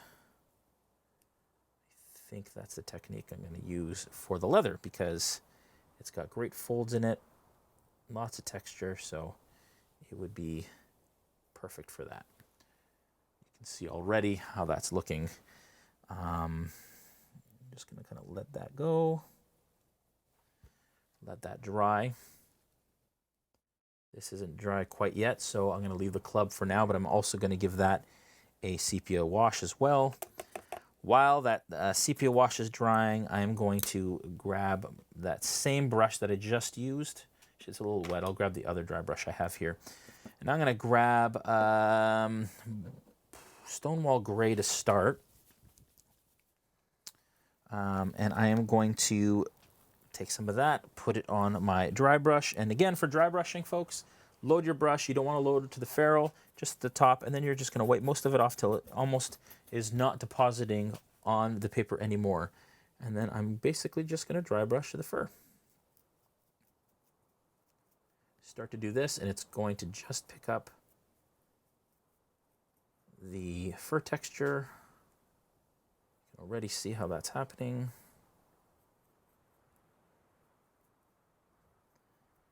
And then I'm going to highlight it again with bone white. So you can see there how that has done that. I'm going to highlight it again with bone white, which I haven't used yet. Give it a good shake. And bone white's just going to be a little bit lighter, or quite a bit lighter actually, but there we go, like that. And I was going to add a sepia wash to this to kind of make it look like aged fur, but I don't know if I want to do that. I kind of like the way it looks like this.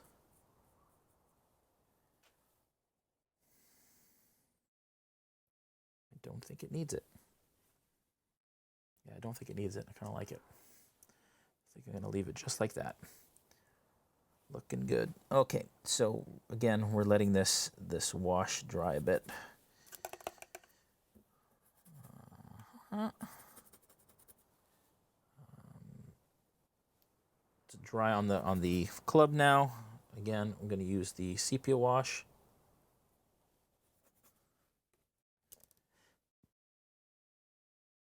On the club. Actually, you know what? The club, I think, is still a little wet, so it's starting to mix rather than act like a wash does. So we're just going to wait here. Maybe we'll use our fan, and we'll answer some more questions if there are some. And you can even see, too, on this leather brown area, I don't know if it's going to need a lot of highlights. I'm just going to do basic highlights on that. Maybe I'll add like a black wash to some of the areas to make that brown kind of a little darker. Okay, what did I say I was going to do? I was going to dry it. That's what I was going to do. I was going to grab my fan and dry it and look at questions. Lots of people watched tonight. Thanks, guys, for all the support. All the subs, people gifting subs, showing the love. Love it, guys. Love it, love it, love it.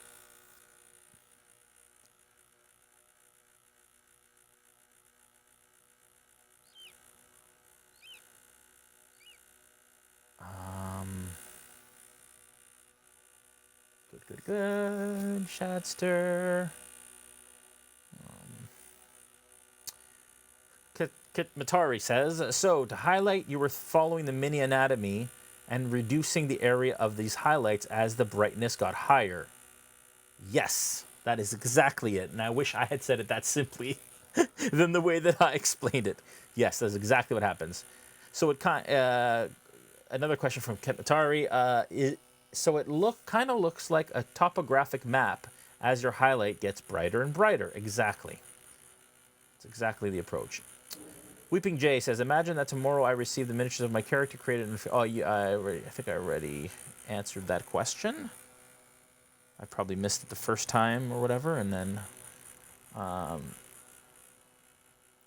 yeah, it's got a very blue marble feel, Caven Claw says. Yeah, so...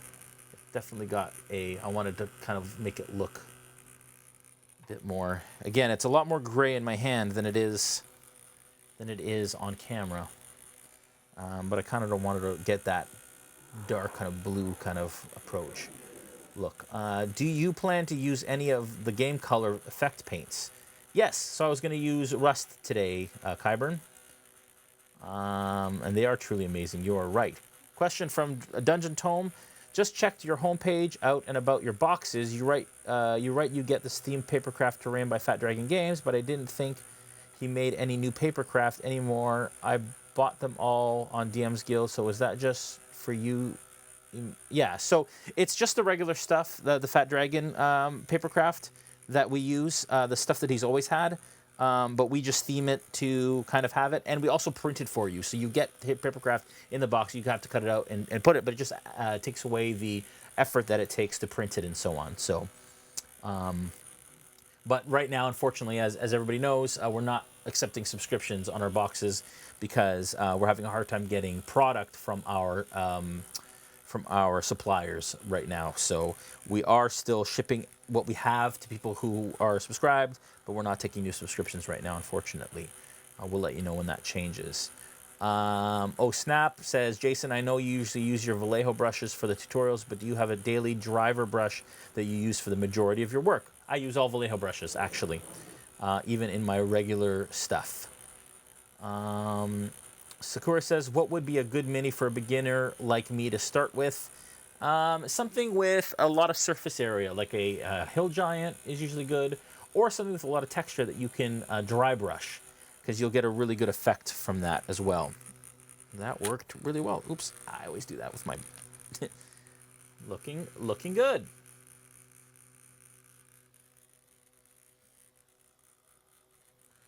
All right. Okay. I'm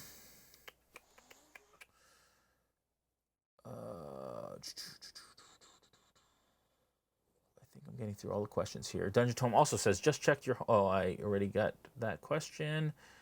Yes, sir. I'm just getting down to some of these questions down here. How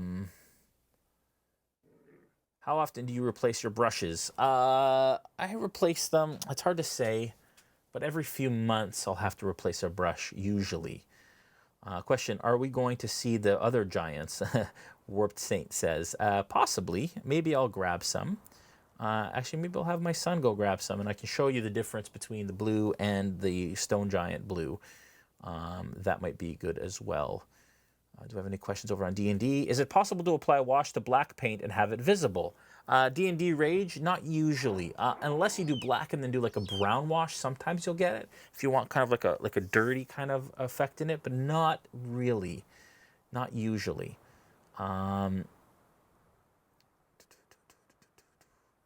Let's see here. I think that's it for questions right now. Oh, Shadsterf, question from above. I know due to time restraints you can't let it sit, but how long would you typically let it sit before moving on to another color or dry brush? Until it's dry. You definitely don't want to be like putting a wash over wet paint, for example, or highlighting over a wet wash. So until it's visibly dry, and you'll notice because it'll go matte. So you can see here that's all dry, but then in the recess there it's still a little bit wet. So I'm just going to wait a little bit longer here.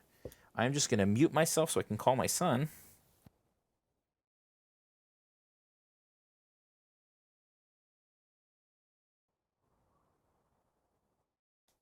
He's going to give me a hand here. I just called him. All right, looking good. I'm going to put that wash on that club now. Son, can you grab me all my giants from the case, please? Or any that are unpainted on top of the shelves. Thanks, son. That's Ethan, folks. He's such a great help. Helps me at a lot of shows. Some of you have met him, actually, at shows. And a gifted painter in his own right, actually. He is a commission painter. He's been doing some commissions lately, which is pretty crazy. He's very good. All right, so I'm taking that heavy brown. I'm adding this over, and I'm going to use a different color highlight so that it looks different than the leather, of course, is the plan anyways. We'll see how that goes. All right, there we go. Wash over that. We're actually making good time here. So I've got a number of different colors here. I've got leather brown again. I've also got plague brown, which I'm going to use plague brown for the stalactite. The stalactite. The fur is looking good the way that it is. I'm happy with the way the fur looks. Okay, that's not, yeah, I don't need that one. So this is the hill giant I did. Yeah, so that's the hill. Fire. Yeah, we can use the Fomorian and the, yeah, oh, there's also a cloud giant in there too. She's like holding up a thing. Yeah, all the giants. But you can see, folks, the difference between the blue in the frost giant and the blue in this. This is much more of a gray kind of granite look, and that is much more blue there. So that is the frost giant and the stone giant next to each other. This is the cloud giant and the frost giant. Frost Giant's one of my favorite minis I think I've done. We did a 3 or 4 part tutorial, I think, on him. You can check that out on our channel. This is the Hill Giant I did a couple weeks ago. That was a dry brushed approach to the skin. You can see it gets a little kind of a muddled look. Not so, but he's got a lot of texture in his skin, which made sense. Frost Giant was done. And finally, I've got a Fomorian, which is technically a giant as well. But with him, we added some like purple wash to the boils to make him look kind of like gross there. But those are the giants. There you go. Asking you shall receive. Okay, so I am going to. What do I want to use for a? For a highlight on that leather? I think I'm probably going to use, well, first I'm going to try, heavy brown's a little dark actually. That's not going to work. I'm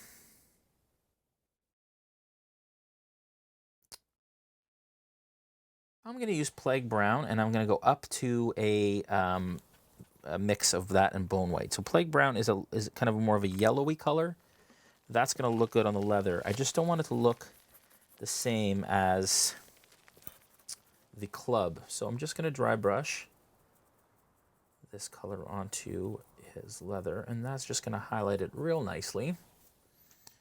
Yeah, it's working out. And in this case, I'm doing a bit more of an overbrush, so I'm not... an overbrush is just a more wet dry brush, or a wetter dry brush. If that makes sense. There you go.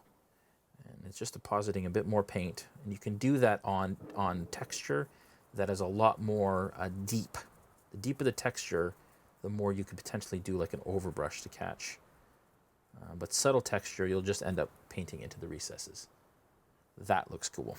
That worked out. Okay. I'm happy with that. And then I'm going to mix some bone white into this, and that'll be good. I do wish I did do a different color on this kind of center piece. It looks like there's a different piece there of, or a couple different kind of patchwork. Like if I had like a dark brown, like a heavy sienna to tan color, I would have done this like a dark hide. That would have been cool. I do not have those colors pulled, so we'll stick with what we have, but that would have been a good opportunity to mix that up a little bit so it's not just a lot of brown. But that's okay. So that is that, and then I'm just going to add a little bit of bone white to some plague brown. And then I'm going to add, that's going to be kind of like the final highlight in that area.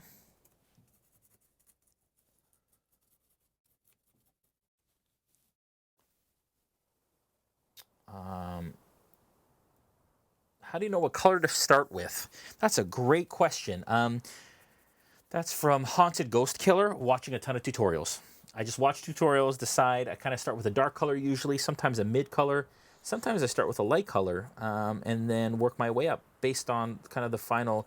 It just really comes with practice and watching tutorials and kind of by osmosis gaining the understanding of colors and how they work together and where I want to get to.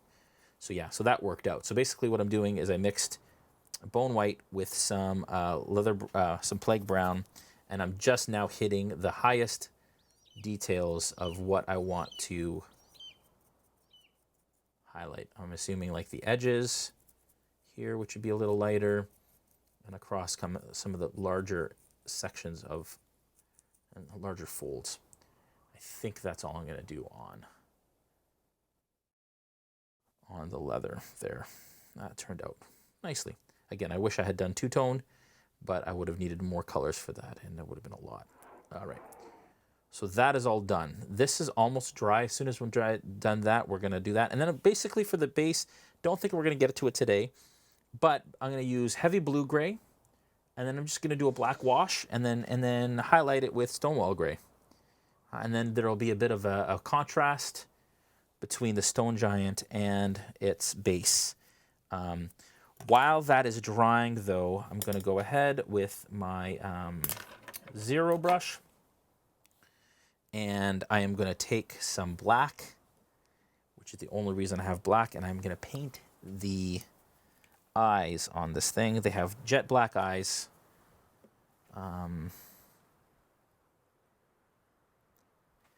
Again, gotta bring my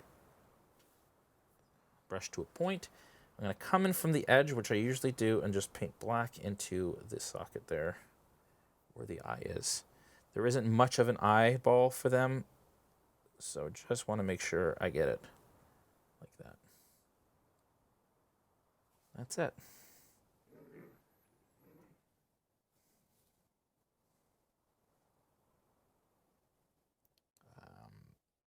All right, and then, okay, so that is pretty much almost dry, that wash there. Very, very close to dry. And I'm going to go pretty heavy on the plague brown on that stalactite.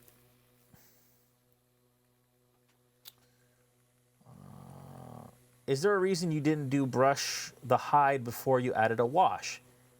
Would there be a discernible difference? Is there a reason why you didn't do a dry brush? I'm assuming the dry brush before the wash, because washes tend to darken everything. Sometimes if you're using lighter colors, so if I were to go from like a khaki to a bone white to like an off-white, then I might use a wash after that to kind of age it. But this case, I did it after, so it's more stark. Because if I were to add a wash after the highlight, it would just dull it all out.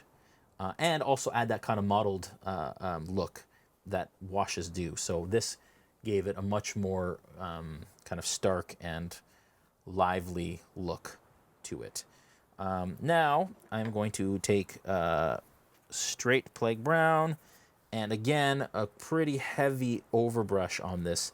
I don't want to get brush strokes on it, so I don't want it to be too wet, but at the same time I want this to be quite different than the leather looks on there, and I want it to be kind of yellowy, and I'm going to bring it up with some Stonewall gray as well, but I'm going pretty heavy on this because I want it to be quite a bit lighter, and kind of have that cave wall stalactite kind of look that you see in pictures and such.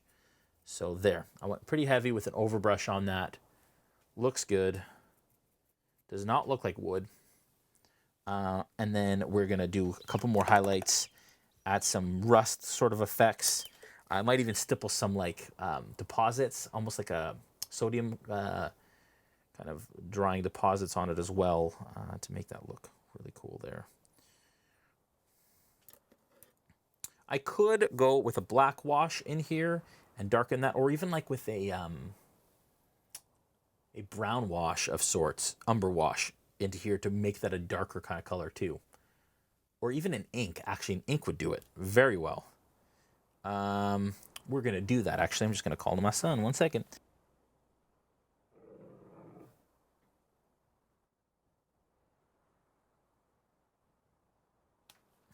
Okay. Like that. Let that dry. Can you grab me some brown ink? Please, thank you.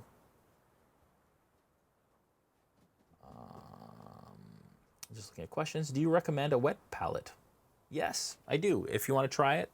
Again, the Vallejo paints stay wet in the palette long enough for me to usually do the minis that I want to do. But I've always wanted to try a wet palette myself, actually. And I'm excited to kind of give that a go. I'm going to go Stonewall Gray after the Plague Brown on this stalactite. And I'm going to just wipe it off. This is going to be more of a dry brush and not an overbrush. But this will lighten up this quite significantly. It's going to hit the highest detail. Just want to get the edge of it on the handle. Like that. And you can see that that is already changing kind of the color of it.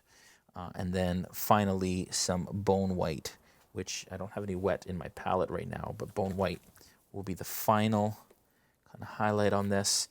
And I'm just going to focus on the top. Inks are on the right side, son, under where the heavy, extra opaque paints are.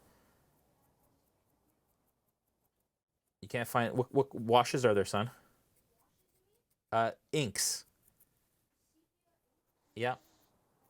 No, there should be a brown one. Like that. Brown, is that the brown ink? Thank you. Inks are a great way to change the surface color of a miniature. You place it on, and rather than a wash that kind of seeps into the recesses, inks will actually affect this surface tone. So an example of this is if I want to make this more brown, all I do is brush that over like this, and look at that. It will change the color. Basically, it's a great way, like I did after the fact, to add some differentiation in your colors. I'm using it full strength here because I want it to be a darker brown, but you can dilute it to change kind of the opacity of it, consistency, like that. I'm actually digging that. Thank you, son. Like that. that worked out. Glad I thought of that. I don't know why I didn't think of that before. And then it also comes down here as well, I think, this one. So I'm just going to do that. Careful not to get it on the skin. Just paint that on there.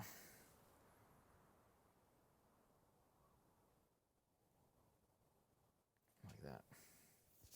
There we go. Then you have two-tone leather.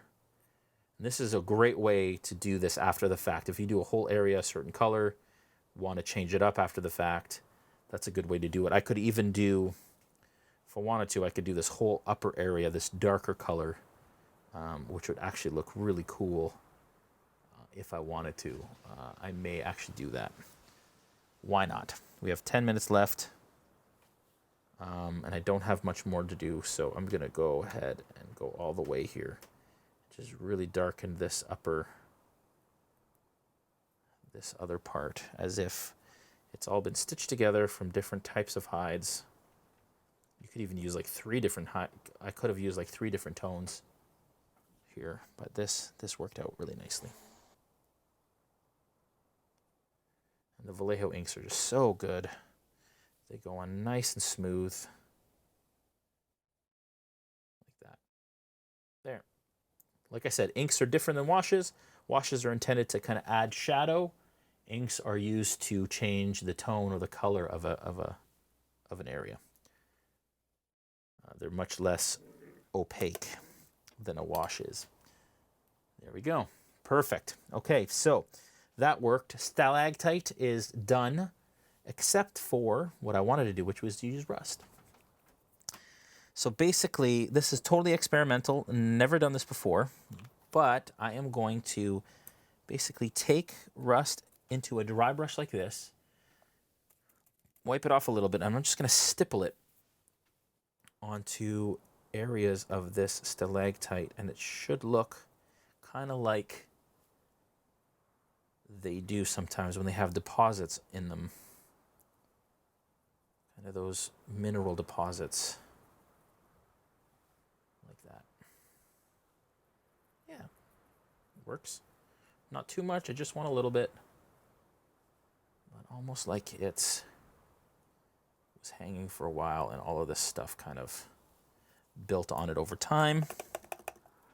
That worked out nice, that's very cool. I like that. And then I also wanted to take some bone white here and then just kind of like stipple on some kind of mineral deposits. So like, you know how they have kind of the wet white sort of light area here. Just kind of like, almost like it's dripping down.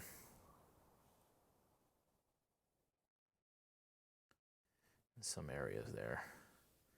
Very cool. By stipple, all I'm doing is I'm kind of dotting or tapping with the tip of my brush. There it is. And you can see the difference in the tones of the leather.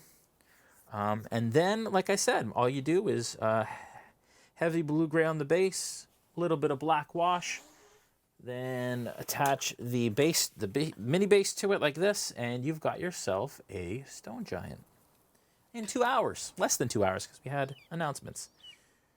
There we go. Hope you guys enjoyed that.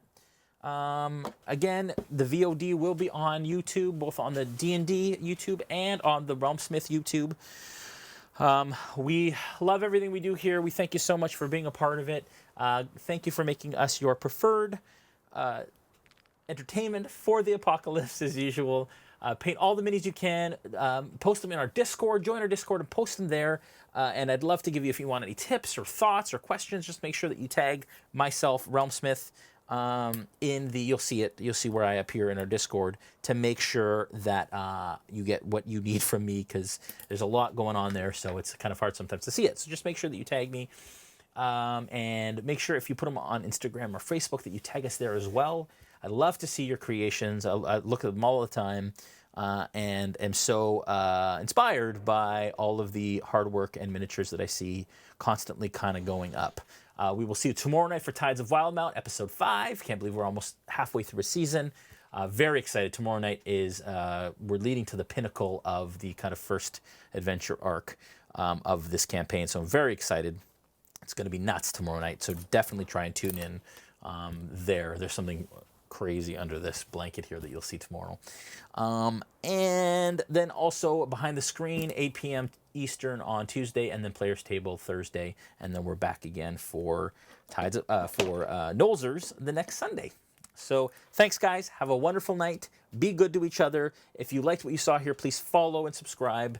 And we will see you tomorrow night for Tides of Wildmount. Goodbye.